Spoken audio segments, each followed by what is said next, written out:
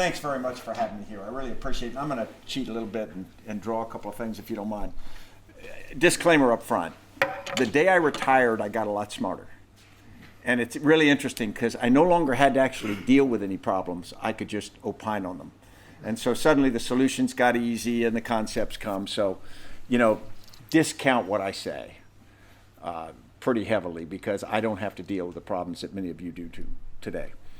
I have had the opportunity to do a lot of thinking about it. I'm not sure I got it right, but I've certainly gotten opinions on what I sort of experienced and what I think it means. So I'd like to throw a couple of those out there. And then if I get it right, we'll connect back to some themes that I think are pretty important. And I'm going to use a phrase that I stole from Matt this morning. I'm going to use it several times. But start with something that we're sort of all familiar with. And if I drew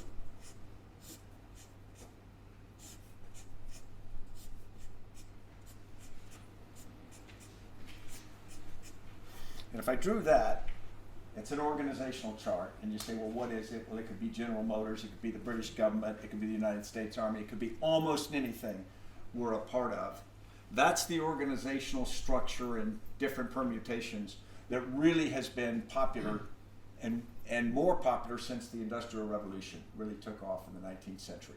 Suddenly, the requirement for specialization and efficiency became very, very important. And so with Alfred Sloan at General Motors and others, they really took this to an art form. Almost everyone in this room has grown up in one or more organizations that are a lot like that. And that's not a bad thing. I mean, they do some good things. For many, many years, they worked tremendously. They saw problems we had to deal with. They got the most out of people, and they solved complicated problems with a fair amount of efficiency. And efficiency was a good thing. Now, if I drew this thing,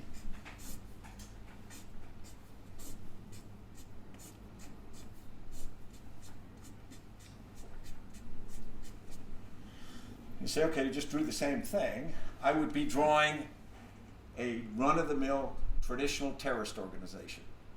And you say, wait a minute, terrorist organizations, terrorist networks are different. Well, no, traditionally they really were not. We called them different, but at the end of the day, they were a hierarchical pyramid, typically with a strong founder or leader, inspirational innovation ideas. They typically operated with great discipline because they were small and therefore they had to take time to plan, rehearse, execute with precision because they'd be destroyed if they were lackadaisical. And they communicated very carefully because that's when they were most vulnerable. When you communicate, two ends of the communication are potentially identifiable. Once you can link them together, there you go. So this is sort of what terrorist organizations look like all the way up through Al-Qaeda that was formed in 1988 in Pakistan. It was this. It still is this. And so you go, okay, this is what I spent much of my career doing, going against these things as a part of this. Now, I was a part of an organization called JSOC, or Joint Special Operations Command. Most of you are very familiar with. And it was formed in response to the failure of the Iran rescue mission in April of 1980. And the idea was to create a standing organization with the capabilities to do counter-hijacking, hostage rescue, very difficult operations that people thought would be needed in the future, and they were right about that, to stop the ad hoc approach, because the Iran rescue mission really failed because they took really good people, committed people, courageous people, put them together in an ad hoc fashion, and tried to do something really hard, and the connections and the seams just got them. And so they created this standing task force in 1981, still exists today, very, very effective. And I spent much of my career in it and then was selected to command it in the fall of 2003. And so what I'm doing is taking you on a journey of why I think about what I think about now.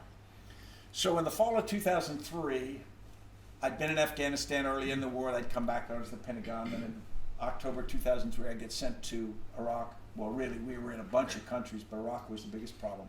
And it looked like it was becoming a much worse problem. Because you remember the invasion in the spring of 2003 was going to be easy. We were going to drive in, give the keys to the new government, drive out. And those assumptions were laughably wrong. And the preparation was incomplete. And so it started to get bad, and at first we all thought it was hooligans or Saddam Hussein and his old generals doing this thing. And of course, pretty soon it became obvious there was something else going on. A couple of big terrorist attacks, late summer, early fall, obviously done by people who knew what they were doing. Turned out it was Al-Qawi. And what had happened was we'd already had the metastasizing of a pretty effective terrorist network inside Iraq, supported by foreign leadership, but also some Iraqis. And then it had interwoven itself with this popular Sunni insurgency, which gave it the core of a terrorist network, the scale of a popular movement. And you don't see that very often in history. So we had this two-part problem, and we had a lot of confusion of almost denial about what the problem was. Well, I get there in October 2003, and I command JSOC now.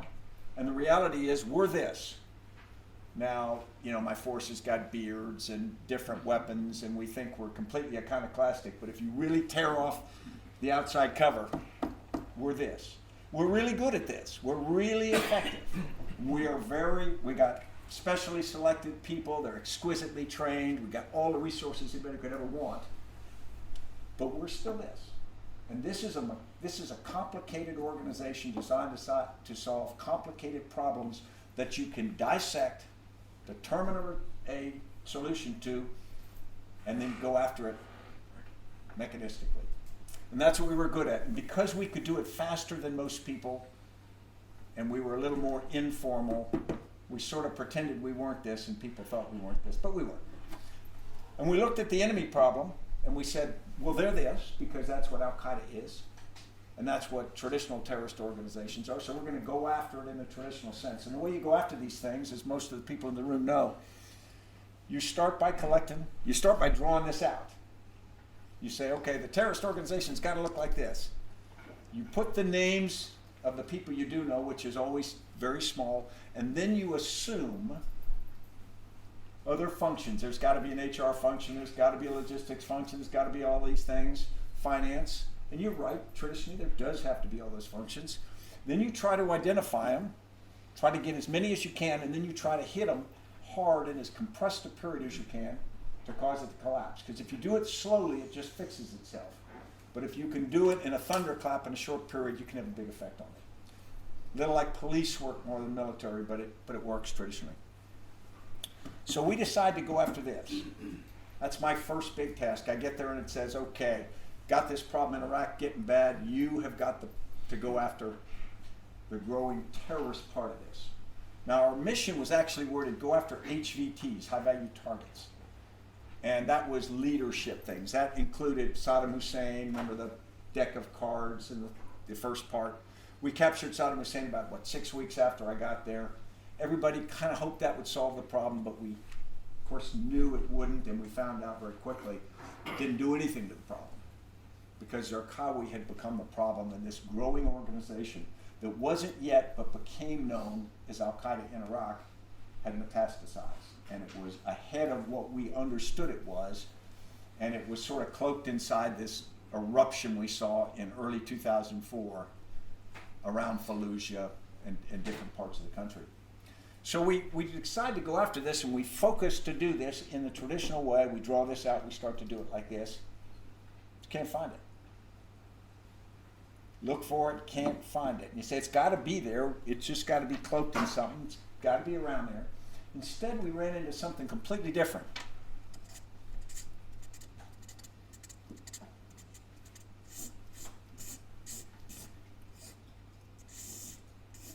We ran into this network. And this network didn't behave like this network. We thought that it would be, we thought that we'd see focused, precise, ponderous, centralized, careful. And what we found was free-flowing, constantly communicating, constantly changing, rapidly adapting, incredibly quick at learning network, kind of loosey-goosey, trying to see how do you run this thing?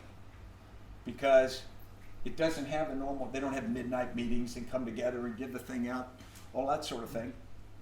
Instead, what you have is this constant adaptation, and we said, well, how are they doing this? No terrorist group in history has ever done this.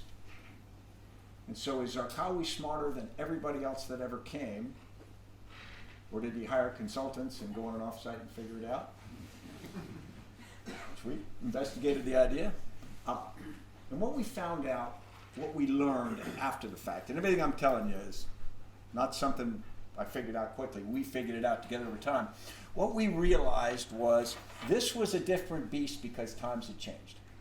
We went into Iraq and we had dominance in technology. We had global positioning system, we had precision strike weapons, everybody had night vision, we had unmanned aerial vehicles, and we had information technology. You know, we could talk to every service member and intel person anywhere all the time. And because we had that technological monopoly, it would make up for other shortcomings and we'd be successful. We were right on the first four. They didn't have night vision, precision strike weapons, unmanned aerial vehicles, but they did have IT. They hadn't spent millions of dollars buying it. They just used cell phones and the internet. And they used them not because somebody gave an order, says this is how we're going to operate. They used them because what had happened between 1988 and 2003 when this came to life was information technology proliferation had just gotten in there. So people did what they do. They used the cell phone because they had one. They used computers because that's what they were used to doing. So the organization grew up in a fundamentally different environment with a different DNA and therefore responded differently. So as a product of that, all of those things I described about them, and when you took somebody out, here, if you take out somebody here, you expect the organization to stumble for a while. You've taken out Mr. Big key thing, they got up. This acts like it doesn't even notice it. We're taking out people. When I started in command, we're taking people out every few nights. Actually, when I took command, we're doing about one raid a week, getting some pretty good people. We speed that up. I've been in command about 9 or 10 months. We got up to 18 raids a month. That's every other night we're hitting this. We're going after leadership. Think of an organization getting, of 18 raids a month, we're getting 15 leaders out of that organization. That's a pretty heavy price to pay because we're executing beautifully. We're executing better than we ever had in history. But this organization just acts like it doesn't care, doesn't notice. It just regenerates, it changes, it constantly morphs, and we're fighting literally a different organization every day. Because every time we're an input on the system changes. And so it had this constantly morphing, almost organic character to it. And for 2 years it was beating us, defeating us. And that's a pretty shocking thing when you think of the numbers of resources and things like that to face. So what do we do about it? Well, it changed how I think about how organizations run, and it changed how I think about what leaders do forever now. And it starts with the idea that Al-Qaeda in Iraq didn't do this. The environment did this. The environment changed. The environment's changed not just for terrorism, it's changed for business, it's changed for government, it's changed for everybody. And that's the fundamental difference. We are designed and culturally set up for this environment, and we are in a different environment. And I'll show you what I mean by this before I take into just a couple thoughts on what we did. If I drew a graph and I said, the y-axis is how fast things are changing in your environment.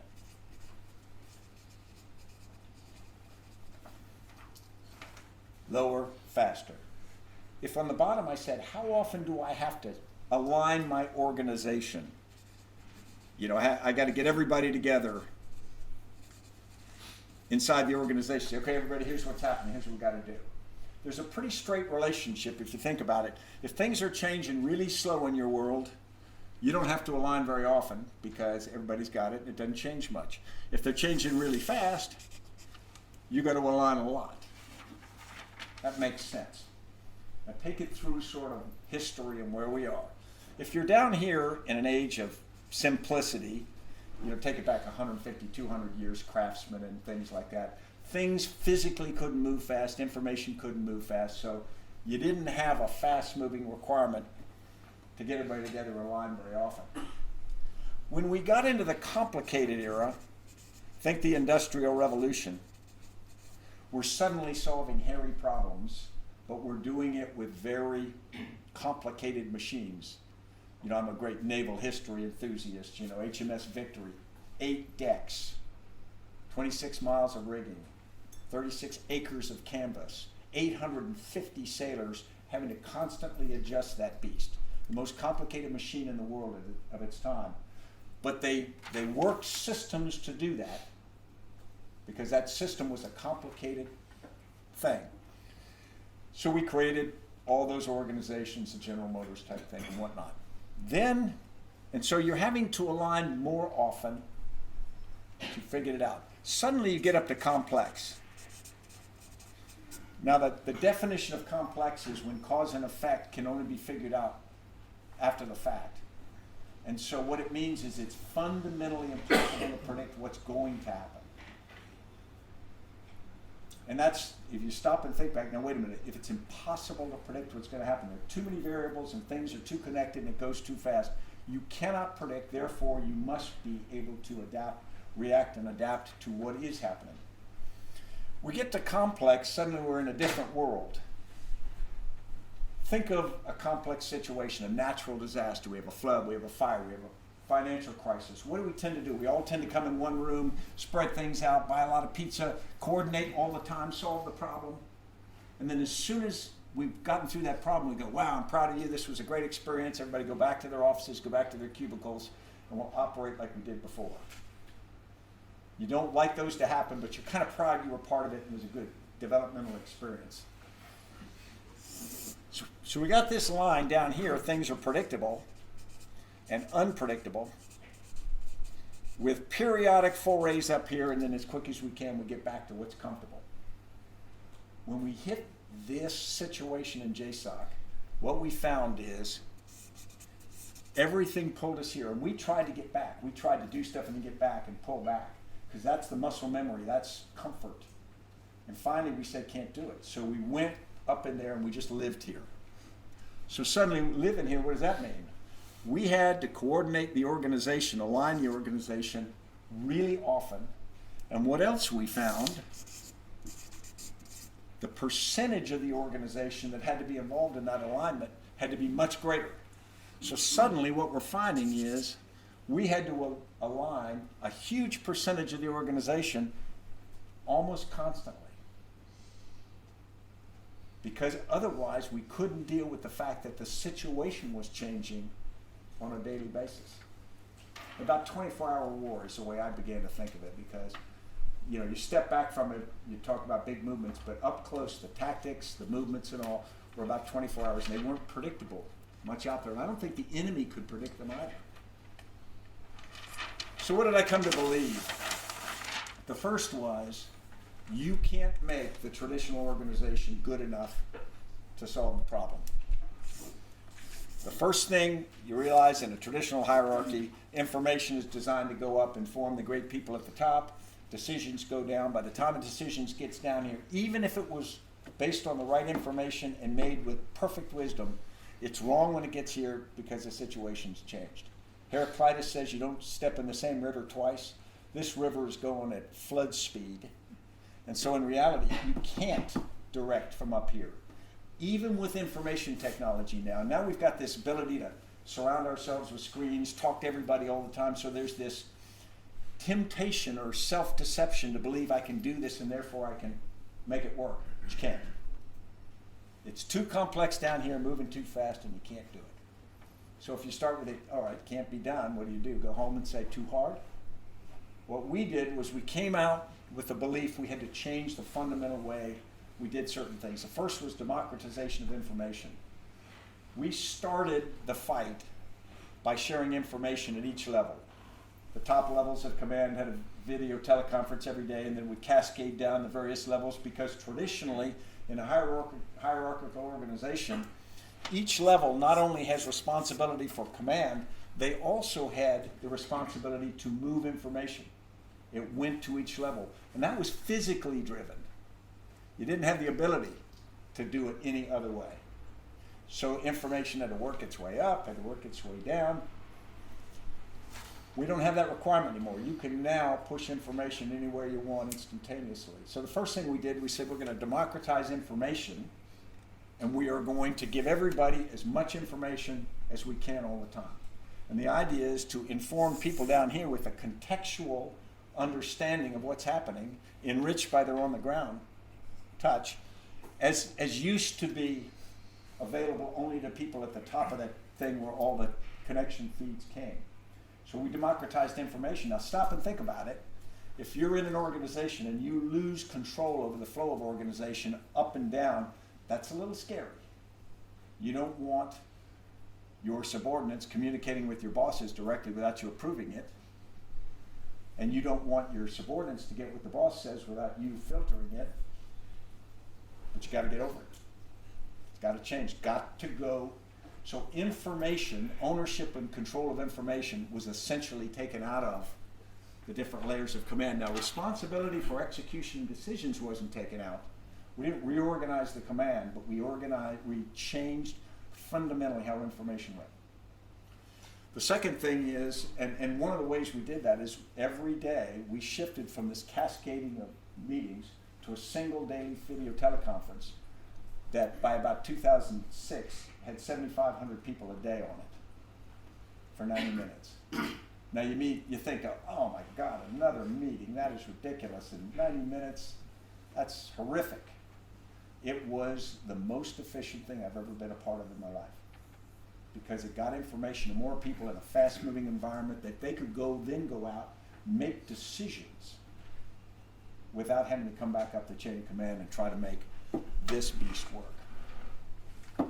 The only other point I'd throw out to you is, as I walked away from this, and here's where I'll steal Matt's line, we had entered the war with a target focus. We had a target set that we were after, HVTs, and our culture was target set. We were a bullet, and if somebody aimed the gun in the right direction and pulled the trigger at the right time, we were a really good bullet. We'd hit what had to be hit. The problem is they couldn't do that anymore. Things changed too fast. And what we had to do is become the gun. We had to be the gun. We decide when to shoot, where to shoot, constantly moving, because it's now a moving target. And so that changed the mindset. And so it went from a target focus to a problem set. From a target set to a problem set. You think about it, because our organization by culture wanted to be given a problem to solve. I mean, a target to go after, not a problem to solve. And when we gave the problem to the entire organization, what we did every day was give them the big picture. What's happening in our war against Al-Qaeda? Nobody was going to get credit for individual things or even small unit things, only the contribution against that. But they had to see that every day. Because if you don't see that every day, you're just in your row trying to do your thing, working hard. We had to show everybody that every day to bring them back into alignment and relevance. Now this is incredibly hard to do. You know, I can make it sound simple. I was in command for 5 years. We were still a work in progress when I left. And this became almost my entire focus in command, to make this transition work. Because it's the heart of what I believe makes organizations work. Now, how practically did that sort of describe? When we started the war, we were Amazon.com. Remember the early years? You went to Amazon to buy a book. And you said, okay, Amazon sells books, they sell them cheaper and I get them, so that's great. But that's not what Amazon was designing itself to be. Amazon was actually designing itself to be a network that could sell anything. And this incredibly efficient network, what JSOC did, we started the war as Amazon.com selling books, and what we became was a network. Our raids that we did, and big-shouldered commanders, that got commoditized. You don't care who does the action. The connectivity that brings together the independent agency or the different agencies, intelligence agencies, State Department, Federal Bureau of Investigation, all the parts that have to be part. The real strength of the organization was creating that network and keeping people in that network making it incentivizing them to be part of it, motivating them to be a part of it, and constantly reinforcing that process. Because what I now believe is we want to get functionally expert and we want to control things, but in reality, if you get the team right, if you get the cultural connections right, the problem almost solves itself, because it has to be solved close to the problem. It can't be solved centrally. So leaders now create that environment, they create that ecosystem, they hold it together, because it's not the natural state of things. It's not what happens if you take hands off. Everybody goes back to their offices, their siloed organizations, the culture in which they're born. It's forcing things together, but when you force them together and you create that, and suddenly you have this unbelievable ability to create synergy. Now, I'd love to stand here and tell you, if you do this, this will be great, and you'll be very, very successful. What I'm really going to take is the bottom side. This is no longer optional. You either do this or you fail.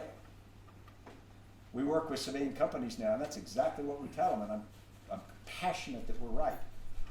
Because your competitors are going to do this, whether they do it consciously or unconsciously, they're going to do this, because that's just where things are going.